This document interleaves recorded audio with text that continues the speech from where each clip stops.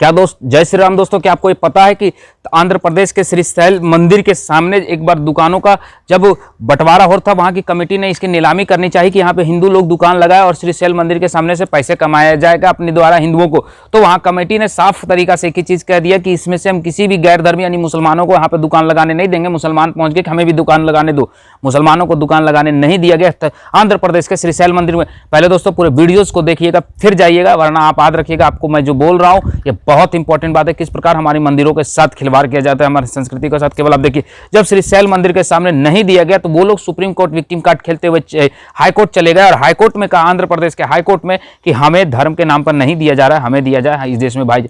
High court ने एक बयान दिया और इसमें कई सबूत दिए हिंदुओं ने कि कई अन्य मंदिरों के सामने लोगों ने जूस वगैरह में थूक करके और प्रसादों में थूक लगाया है और साथ में मांस मिला करके प्रसादों को मंदिर में चढ़ाने के लिए लोगों को दिया है। इन मुसलमान दुकानदारों ने ऐसे कई प्रमाण दिए। तो हाईकोर्ट ने इस बयान को दिया इस देखते हुए कि हम 2015 में कि हाँ हिंदू सही है और हिंदू मंदिर के सामने मुसलमानों को नहीं दिया जाएगा। इफ उसमें ब्रैकेट में ये भी दे दिया क्योंकि मुसलमान दुकानदार जो होते हैं वो खानों में थूकते हैं, प्रसादों में थूकते हैं, प्रसादों में मांस मिला करके और उसको हिंदुओं को मंदिर में चढ़ाने देते थे, जिससे कि हिंदुओं की आस्था का डैमेज होता है और वो मंदिर के गरिमा का भंग करता है, श्रीशैल मंदिर की।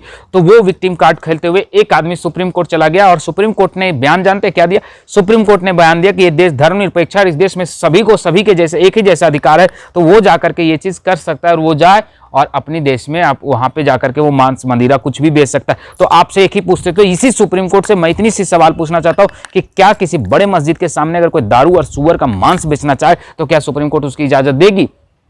इस सुप्रीम कोर्ट से मेरी दूसरी सवाल है कि अगर यही बात है तो सन 1980 में उत्तर प्रदेश में एक दंगा होता है जिसमें से 150 हिंदू दलितों का घर केवल इसलिए जला दिया जाता है क्योंकि वहां एक अफवाह फैल जाती है कि हिंदू दलितों का जो सुअर है, हिंदू दलित सुअर पालते वो सुअर जाकर के मस्जिद के सामने चढ़ने चला जाता है, तो वहां 150 दलितों का घर। तो फिर सुप्रीम कोर्ट ने इसमें क्यों नहीं भौंका, इसमें नहीं बीच में टिप्पणी किया कि साले हाँ इसमें भी मानवाधिकार और सब कुछ है तो सुअर भी मस्जिद के सामने क्यों? हिंदुओं की सुअर चराने की भी आस्था नहीं दोगे, सुअर मस्जिद के सामने नहीं चल सकता और अब गाय और मांस आप मंदिर के सामने। कैसे दोगला इस देश का सुप्रीम कोर्ट चलता है और देश की हिंदू बैठक, इस देश में हिंदुओं के साथ दोगलागिरी इस देश की सुप्रीम कोर्ट कर रही और गलत फैसले दे रही और हिंदू चुपचाप बैठा हुआ है। क्यों? क्योंकि हिंदुओं ने आज याद रखिएगा, कौन कहता है कि भीमराव अम्बेडकर है इस संविधान में बपोती राज खत्म कर दिया, यानी कि जो बाप के बाद बेटा, बेटा के बाद पोता बैठेगा, ये सिंपत्ति खत्म कर दिया? अरे भाई जाकर के देखो, आज भी सुप्रीम कोर्ट का जो जज होते हैं, बड़े बड़े कोर्ट और हाई कोर्ट के जो जज और वकील सब एक दूसरे के रिश्तेदार हैं। अगर हटा दिया गया तो कहां से आते हैं? ये आज भी खानदानी चल रहे हैं और इसे बना करके जानबूझ करके रखा गया क्योंकि आपको टारगेट किया जिसके। दोस्तों आप इतना सा सोचिए कि 2015 में अगर श्रीशैल मंदिर के जगह में किसी मस्जिद का विवाद होता और ये जाकर के वहां हो जाती बात प्रमाणित कि हाँ एक हिंदू वहां सुअर बेचना चाह रहा है मस्जिद के सामने, तो क्या इस जगह पे सुप्रीम कोर्ट इजाजत देती कि जाओ और जाकर के तुम सुअर बेच सकते हो, वो भी मिला करके मस्जिद में चढ़ाने वाले चादरों में लपेट करके? क्या इस चीज को देता इजाजत? फिर इस चीज की सुप्रीम कोर्ट ने सन 2015 में श्रीशैल मंदिर के नाम पर क्यों दिया? क्या मानवाधिकार और इतना हो गया? मानवाधिकार हम अपनी मंदिर में क्यों मनाएं? ठीक है, अगर मानवाधिकार की बात है ना तो तुम पाकिस्तान में मनाओ ना, चले जाओ वहां, हम यहाँ क्यों मनाएं? खैर दोस्तों, ये तब हमारी खून खौल जाती है, इन जाहिल सुप्रीम कोर्ट के जजों को भी गाली देने की मन करती जब ये हमारे विरोध में आते हैं। लेकिन इसका पीछे सिर्फ कारण है इस देश की संविधान, और इस देश की संविधान को ही मैं डैमेज बताता हूँ क्योंकि इस देश की संविधान को पूरी तरीके से कांग्रेसियों ने हमारे विरुद्ध में रख दिया है। और हम आज भी समझते हैं कि अम्बेडकर ने किया, नहीं, आप इसको सही तरीका से पढ़े तो केवल 1947 के बाद बार बार इसमें संशोधन करके कांग्रेसियों ने इसे हिंदू विरोधी बनाया और हमें अम्बेडकर के विरोध में एक माइंडसेट बना दिया कि अम्बेडकर गलत था हमारे लिए। अम्बेडकर गलत नहीं था, आप जाकर के पहले पढ़िए संविधान को, गलत थे ये कांग्रेसी। वक्त बोर्ड से लेकर के आज अल्पसंख्यक आयोग तो सब का सब लाने वाले कांग्रेस है।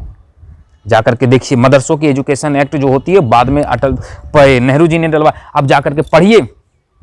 दोस्तों इसलिए कहता हूं कि इस वीडियो को हर किसी तक शेयर कीजिए, हर विभाग तक शेयर कीजिए, हर सत्ताधारी तक शेयर कीजिए और शायद इतना शेयर कीजिए कि बड़े बड़े वकील और जजों तक भी पहुंच जाए और उन्हें अब लगे कि हाँ सनातनी और हिंदू भी इस चीज पर अब सवाल उठाएगा और सुप्रीम कोर्ट के फैसले पर भी सवाल उठाएंगे कि सुप्रीम कोर्ट का फैसला जो है वो हमारे विरोध में, हम नहीं मानेंगे और हम इसके लिए सुप्रीम कोर्ट को हमेशा कंडेम करते और जिस दिन अवसर मिलेगा हम सुप्रीम कोर्ट के लिए फिर कंडेम करेंगे। खैर धन्य। और दूसरी बात दोस्तों, देखिए सुप्रीम कोर्ट की दोगलागिरी कितनी आती है। सुप्रीम कोर्ट में एक वकील लंगोटा पहन करके वकील केस नहीं लड़ सकता, वहाँ का एक ड्रेस फिक्स है। लेकिन जब कर्नाटक की बात आई कि बुर्का पहन करके जाना है तो बोल दिया कि ह्यूमन राइट से कोई भी बुर्का पहन करके कहीं भी जा सकता है। लेकिन इसी सुप्रीम कोर्ट, इसी देश में कई जगहों पर ये केसेज आए कि तिलक लगाने पर हिंदुओं को से निकाल दिया गया। तो फिर उसी कोटेड और कानून व्यवस्था में एक चीज़ कहा जाता है कि ये देश में धर्म अपनी जगह पे और एजुकेशन और रूल रेगुलेशन अपनी जगह में, इसीलिए आप वहाँ तिलक लगा करके ना जाएं, क्योंकि एक पब्लिक प्लेस है, आप वहाँ धर्म का प्रचार नहीं कर सकते। लेकिन कोई बुर्का पहन करके कॉलेज और यूनिवर्सिटी में जा सकते हैं। ये सुप्रीम कोर्ट का बयान है कर्नाटक विवाद पर।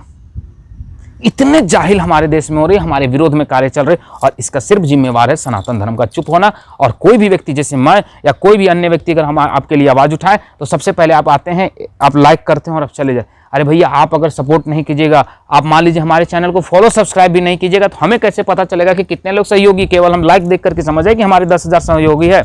आप फॉलो कीजिए और सब्सक्राइब कीजिए। कम से कम इतना तो लगेगा कि हमारे पीछे 10,000 सब्सक्राइबर या 10,000 फॉलोवर खड़ा है ताकत के साथ।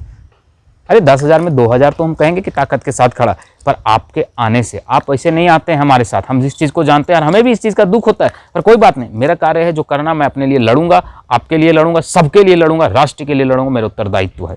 खैर दोस्तों, इस वीडियो को जिस भी प्लेटफॉर्म में देख रहे हैं वहाँ फॉलो करें, सब्सक्राइब करें, शेयर करें। और मैंने सब डिस्क्रिप्शन में A to Z, ट्विटर से लेकर के इंस्टाग्राम सभी का लिंक दे दिया, आप उसको जाकर के वहाँ फॉलो कर लीजिए। कुछ पॉइंट्स ऑफ व्यू मैं ट्विटर पे ही डालता हूँ, और मैं ज़्यादातर रील्स जो है वो फॉलो, केवल रील्स में डालता हूँ इंस्टाग्राम पर, आप रील्स में भी फॉलो कर सकते हैं।